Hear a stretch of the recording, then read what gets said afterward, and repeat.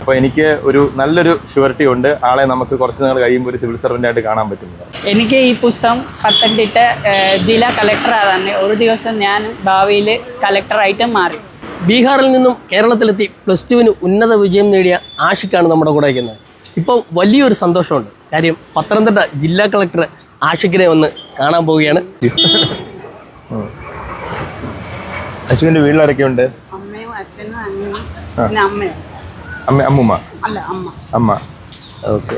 അപ്പം ഇപ്പം +2 പാസ്സായി അല്ലേ?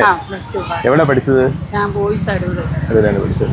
കാറിന്റെ പോലെ അതെ, അതുകൊണ്ടാണ് ഞാൻ എൻ്റെ ഇത് കണ്ടപ്പോഴാണ് ഞാൻ വന്നതെന്ന് പറഞ്ഞു കഴിഞ്ഞാൽ. അത് കണ്ടുകൊണ്ടാണ് ഇന്ന് ന്യൂസ് കണ്ടപ്പോൾ എനിക്ക് തോന്നി ഒന്ന് കാണണമെന്ന് തോന്നി. ഞാൻ ഇതിൽ സ്ഥിരമായിട്ട് പോകുന്നതാണെന്ന് പറഞ്ഞു. ഇനി ഇവിടെ ഇറങ്ങാം ഇടയ്ക്കിടയ്ക്ക്. ആഗ്രഹം ഉണ്ടായിരുന്നു കാണാൻ. ശരി. ഇനി ഏത് കോഴ്സ് എടുക്കാനാ പോകുന്നത്? ഞാൻ CUT എഴുതിയിട്ടുണ്ട്. അത് കഴിഞ്ഞിട്ട് ഒരു ഡിഗ്രി എടുത്തിട്ട് സിവിൽ സർവീസിന് പ്രിപ്പറേഷൻ. എവിടെ പ്രിപ്പയർ ചെയ്യാൻ തീരുമാനിച്ചു? എവിടെയെങ്കിലും ഡൽഹി പോയിട്ട് പഠിക്കുകയാണെന്ന് പറഞ്ഞത്. ഏത് ഇൻസ്റ്റിറ്റ്യൂട്ടാണ് ചൂസ് ചെയ്തോ? വാജിറാം ദൃഷ്ടി ALS ഒക്കെ ഉണ്ടല്ലോ. ഞാൻ ഡൽഹിയിലാണ് പഠിച്ചത്. അവിടെ യൂട്യൂബിലെ കുറെ വീഡിയോ ഒക്കെ കാണും. ഇപ്പൊ തന്നെ ന്യൂസ് പേപ്പർ ഒക്കെ അനലിസ്റ്റ് ഇപ്പൊ ചെയ്യുന്നുണ്ട്. സിലബസ് ഒക്കെ കുറച്ച് നോക്കാം. സിലബസ് നന്നായിട്ട് പഠിക്കണം കേട്ടോ. ന്യൂസ് പേപ്പർ ഏതാ വായിക്കുന്നത്? News paper Hindu. ഹിന്ദു പിന്നെ ഇന്ത്യൻ എക്സ്പ്രസ് വായിക്കും. ഇംഗ്ലീഷ് ഫ്ലുവൻസി ഒക്കെ ആയോ എന്ന് പറഞ്ഞാൽ? കുറച്ചായിട്ടുണ്ട്. എനിക്ക് മലയാളം ഫ്ലുവൻസി ആയിട്ടുണ്ട് എന്തായാലും. ശരി. ഏത് ഡിഗ്രിക്ക് എന്തെടുക്കാനാ പോകുന്നത്? Political science. എവിടാ ചെയ്യുന്നത്? ഡൽഹി തന്നെയാണ്. ഏത് യൂണിവേഴ്സിറ്റിയിലാ? +2 എത്ര മാർക്ക് ഉണ്ട് ഇപ്പം? ഉണ്ട് അല്ലേ എന്ന് പറഞ്ഞാൽ. ഓക്കെ. അച്ഛൻ എന്താ ജോലി? എന്താ കുറച്ച് പരീക്ഷയുടെ ദിവസം ആക്സിഡന്റ് പറ്റിയപ്പോ ഞാൻ ഇവിടെ വന്ന് ഇരുന്നിട്ട് പഠിച്ചും എന്നിട്ട് വന്നിട്ടാണ് പരീക്ഷ എഴുതാൻ പോയത് അല്ലേ? ഓക്കെ. ശരി.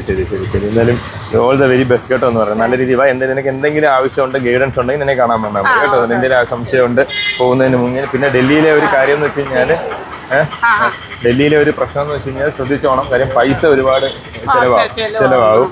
പിന്നെ അവിടെ ഈ പറഞ്ഞ പോലെ നല്ല ഇൻസ്റ്റിറ്റ്യൂട്ടിൽ പഠിച്ചില്ല അവർ പറ്റിക്കുകയും ചെയ്യും. അപ്പം അതൊന്ന് നോക്കിക്കോണം. അച്ഛൻ പറഞ്ഞിട്ടുണ്ട് മോനെ നീ പഠിച്ചോ, ഞാൻ എങ്ങനെയെങ്കിലും പൈസ അറേഞ്ച് ചെയ്യും. അത് ശരി. Very good. ക്ലാസ് ടീച്ചർ ഉണ്ട്. ശരി. അതെ നന്നായിട്ടുണ്ടെന്ന് പറഞ്ഞു. നല്ല മിടുക്കനായിട്ട് പഠിച്ചിട്ടുണ്ട്. ഇത്രയും ബുദ്ധിമുട്ടുകൾക്കിടയിൽ പഠിക്കുന്നു എന്നുള്ളത് വലിയ. പിന്നെ ഇത് എന്റെ ഫ്രണ്ട് നല്ലപോലെ ഹെൽപ്പ് ചെയ്തു. മലയാളം പഠിപ്പിച്ചു കൊടുത്തത്. ശരി. എന്താ പേരെന്താ? അദ്വൈത്. ഓക്കെ. ശരി. സ്കൂൾ ടോപ്പറാണ്. ആണോ? സ്കൂൾ ടോപ്പറാണ്. ശരി. എന്താ അദ്വൈത് എന്താവാൻ ആഗ്രഹം? IAS ആണ്. പോകുന്നുണ്ട്. ഡൽഹി പോവാണോ പഠിക്കാൻ? അതെന്താണ്? എൻട്രൻസ് ഉണ്ട്. എഴുതിയിട്ടുണ്ട്. കിട്ടിയോ? അതിന്റെ റിസൾട്ട് ആയോ? ഇല്ലല്ലോ അല്ലേ? എക്സാം നടന്നുണ്ട്. എൻട്രൻസ് ഒന്നും എഴുതിയില്ലല്ലേ? എഴുതിയിട്ടുണ്ടായിരുന്നു. പൊളിറ്റിക്കൽ സയൻസ് ആണ് എടുക്കാൻ താല്പര്യം. ഓക്കെ. വെരി ഗുഡ് കേട്ടോ എന്ന് പറഞ്ഞു. നല്ലൊരു ഡയറി. വീട്ടിലാണ്. അത് കുഴപ്പമില്ല എന്ന് പറഞ്ഞു. ഡയറി ഇംഗ്ലീഷിലാണ് പിന്നെ അതേപോലെ തന്നെ എന്ന് പറഞ്ഞു കഴിഞ്ഞാൽ ആൻസർ റൈറ്റിംഗ് അത് അവിടെ ചെല്ലുമ്പോഴത്തെ റെഡി ആയിരിക്കും. ആൻസർ റൈറ്റിംഗ് നല്ലപോലെ ഫോക്കസ് ചെയ്തിട്ട് അതൊന്ന് പ്രിപ്പയർ ചെയ്യണം. ആ സംഭവം എന്ന് പറഞ്ഞാൽ അതാണ് ഏറ്റവും ഇമ്പോർട്ടന്റ് എന്ന് പറഞ്ഞു കഴിഞ്ഞാൽ. ഒരു മെയിൻസ് പോരുമ്പോഴത്തേക്ക് ആ സമയത്ത് അതാണ് ആവശ്യം വരിക. നോക്കിയിട്ടുണ്ട്. പിന്നെ ഒരുപാട് ആൾക്കാരുടെ ഈ ടോപ്പേഴ്സിന്റെ ഗൈഡൻസ് ഒന്നും എടുക്കണ്ട. ആവശ്യം ഫോക്കസ്ഡ് ആയിട്ടുള്ള ആൾക്കാരെ മാത്രം എടുത്താൽ മതി കേട്ടോ എന്ന് പറഞ്ഞു. കാണുന്നുണ്ട്. അയാള് ഭയങ്കര വെൽ സ്റ്റഡീഡ് ആണെന്ന് പറഞ്ഞ കാര്യങ്ങളെ പറ്റി എന്ന് പറഞ്ഞു കഴിഞ്ഞാൽ. ഓക്കെ. അല്ല ഒരു കാര്യം എന്ന് വെച്ചാൽ വളരെ ഇൻഡെപ്തിൽ അറിയാൻ കാര്യങ്ങൾ. ഞാൻ ഈ കാര്യമൊക്കെ അറിഞ്ഞു എന്ന് പറഞ്ഞാൽ എനിക്കൊന്ന് സിവിൽ സർവീസ് പ്രിപ്പയർ ചെയ്യുന്ന സമയത്താണ് ഇത്രയും കാര്യങ്ങളൊക്കെ അറിയാവുന്നത്. ഇപ്പോഴേ അറിയാമെങ്കിൽ ഡെഫിനറ്റ്ലി ഒരു ഉണ്ടാവും. ഷുവറാണ്. അതായത് ഞാൻ ഇപ്പോഴേ പറയുന്നു എന്ന് പറഞ്ഞു. ഇപ്പോഴേ പറയുകയാണ്. ഉറപ്പായിട്ടും ആളെന്ന് പറഞ്ഞാൽ ലിസ്റ്റിൽ വരും എന്ന് പറഞ്ഞു കഴിഞ്ഞാൽ അത്രയും ഒരു ക്ലാരിറ്റി ആൾക്കുണ്ട് എന്ന് പറഞ്ഞ കാര്യത്തിൽ.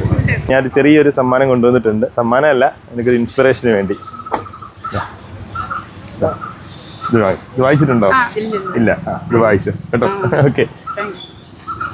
ഇത് വായിക്കണം കേട്ടോ. ഇത് വായിച്ചു കഴിഞ്ഞാൽ ഇൻസ്പിറേഷൻ ആണ്. ഇത് വായിച്ചു കഴിഞ്ഞാൽ കേട്ടോ. കേട്ടിട്ടുണ്ട്. അതെ. സമയം കിട്ടില്ല ഇത് വായിക്കാൻ. പൈസ അത്രയല്ല ഈ വീട്ടിൽ വായിക്കാമല്ലോ അത്. ഇവിടെ ഇരുന്ന് വായിക്കാൻ എനിക്ക് ഇഷ്ടവും വായിക്കാൻ ഇഷ്ടമാണ്. അപ്പൊ ഇരുന്ന് വായിക്കുക കേട്ടോ എന്ന് പറഞ്ഞാൽ വായിക്കുക, നന്നായിട്ട് പഠിക്കുക, ന്യൂസ് പേപ്പർ റീഡിങ് കണ്ടിന്യൂ ചെയ്ത് പോവുക. പിന്നെ ഇപ്പം എല്ലാം കൂടുതൽ ഓൺലൈൻ ആയിട്ടൊക്കെ അവൈലബിൾ ആണ്. എന്നാലും ഒരുപാട് അങ്ങ് പോവാതെ സിലബസ് നോക്കി സിലബസ് സ്റ്റിക്ക് ഓൺ ചെയ്ത് പഠിക്കുക. ഓക്കെ ശരി ശരി ഓക്കെ ശരി ഓക്കെ. അപ്പോൾ ഓൾ ദ വെരി ബെസ്റ്റ്. നമുക്ക് എപ്പോഴും സിവിൽ സർവൻ്റ് ആയിട്ട് കാണാം കേട്ടോ എന്ന് പറഞ്ഞു രണ്ടുപേരും കേട്ടോ. ഓക്കെ ശരി. ന്യൂസ് കണ്ടപ്പോഴാണ് ഇങ്ങനെ ഒരാൾ ഇവിടെ ഉണ്ട് എന്നുള്ള കാര്യം മനസ്സിലായത്. പേര് മറന്നു എന്തായിരുന്നു?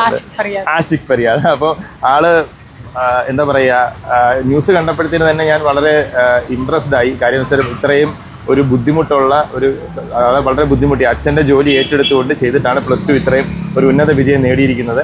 ഇവിടെ വന്ന് സംസാരിച്ചപ്പോൾ എനിക്ക് മനസ്സിലായത് ആഷിക്കിന് ഒരു കരിയറിനെ പറ്റി വളരെ ഒരു കൃത്യമായ ക്ലാരിറ്റി ഉള്ള, അതിന് വളരെ കുറച്ച് കുട്ടികളെ ഞാൻ പലപ്പോഴും കാണാറുള്ളൂ. വളരെ കൃത്യമായ ഒരു ക്ലാരിറ്റി ആൾക്കുണ്ട്. ആൾ ഡൽഹി പോകാൻ റെഡിയായിട്ട് നിൽക്കുകയാണ്. പൊളിറ്റിക്കൽ സയൻസ് എടുത്തിട്ട് അവിടെ ഏറ്റവും നല്ല യൂണിവേഴ്സിറ്റി തന്നെ നോക്കുന്നുണ്ട്.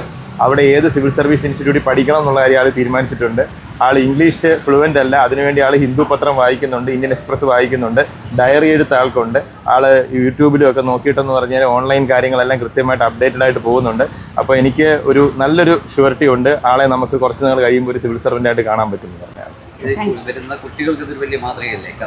തീർച്ചയായിട്ടും എന്ന് പറഞ്ഞാൽ ഒരു വലിയൊരു മാതൃകയാണ് ആൾ. കാര്യം നമുക്ക് പലപ്പോഴും അറിയാം കുട്ടികൾ നമ്മുടെ പലരും നമ്മൾ പോലും നമ്മളടക്കം മാതാപിതാക്കളടക്കം വളരെ കംഫർട്ട് സോണിൽ നിർത്തിയാണ് കുട്ടികളെ വളർത്തുന്നതെന്ന് പറയും. ഇതിപ്പം കണ്ടാലറിയാം, അച്ഛൻ ഇവിടെ കരിക്കച്ചവടമായിരുന്നു. അച്ഛന് വയ്യാതായപ്പോഴത്തേനാണ് ആഷിക്ക് ജോലി ഏറ്റെടുത്തത്. അത് ജോലി ഏറ്റെടുത്തതിനൊപ്പം തന്നെ ആളെ പഠനവും കാര്യങ്ങളും മുന്നോട്ട് കൊണ്ടുപോകുന്നുണ്ട്. ആൾ വായിക്കുക, പഠിക്കുക, ബാക്കി കാര്യം ഡയറി എടുത്ത് എല്ലാം പാരലി കൊണ്ടുപോയിട്ട് അതുപോലെ തന്നെ മലയാളം വളരെ ഫ്ലുവൻ്റ് ആയിട്ട് തന്നെ ആൾ പഠിച്ചെടുത്തുള്ളത് തന്നെ വളരെ വലിയൊരു കാര്യമാണ്. അപ്പം നമുക്ക് ബാക്കിയുള്ള കുട്ടികൾക്കെല്ലാം വളരെ ഒരു ഇൻസ്പിറേഷനാണ് ആശിക്കുന്നത്. പക്ഷേ നമ്മൾ വളരെ കംഫർട്ടോടെ ഇരിക്കുമ്പോഴാണ് നമുക്ക് ഈ പറഞ്ഞ പോലെ അനാവശ്യമായ ചിന്തകളും കാര്യങ്ങളും എല്ലാം പോകുന്നത്. ഇദ്ദേഹത്തിന് വളരെ കൃത്യമായിട്ട് അറിയാം ഇദ്ദേഹം പഠിച്ചാൽ മാത്രമേ ഈ കുടുംബം രക്ഷപ്പെടുകയുള്ളൂ എന്നുള്ള കാര്യം അറിയാം. അപ്പോൾ അതോടൊപ്പം തന്നെ പറയുന്നുണ്ട് അച്ഛനാണ് ഏറ്റവും വലിയ മോട്ടിവേഷൻ എന്നുള്ളതും പറഞ്ഞത്. അപ്പോൾ അച്ഛൻ ആ ഒരു പേരൻസിൻ്റെ സപ്പോർട്ടും അതോടൊപ്പം തന്നെ ഒരു ക്ലിയർ ആയിട്ടൊരു വിഷൻ ഉണ്ടെങ്കിൽ നമ്മൾ ഇത്തരം കാര്യങ്ങളിലേക്കൊന്നും ചെന്ന് ചാടില്ല. നമുക്ക് കരിയറിനെ പറ്റി ഒരു ക്ലാരിറ്റി ഇല്ലാത്തപ്പോഴാണ് നമ്മൾ ഈ അനാവശ്യമായ കാര്യങ്ങളിലേക്കൊക്കെ പോകുന്നത്. ആൾക്ക് അബ്സല്യൂട്ട് ക്ലാരിറ്റിയാണ് ഈ കാര്യത്തിൽ എന്താണ് ചെയ്യേണ്ടതെന്നുള്ളതും എങ്ങനെ പ്രൊസീഡ് ചെയ്യുന്നത്. അപ്പോൾ ഇത് വളരെ വലിയൊരു മാതൃകയാണ് നമ്മുടെ കുട്ടികൾക്കെല്ലാം.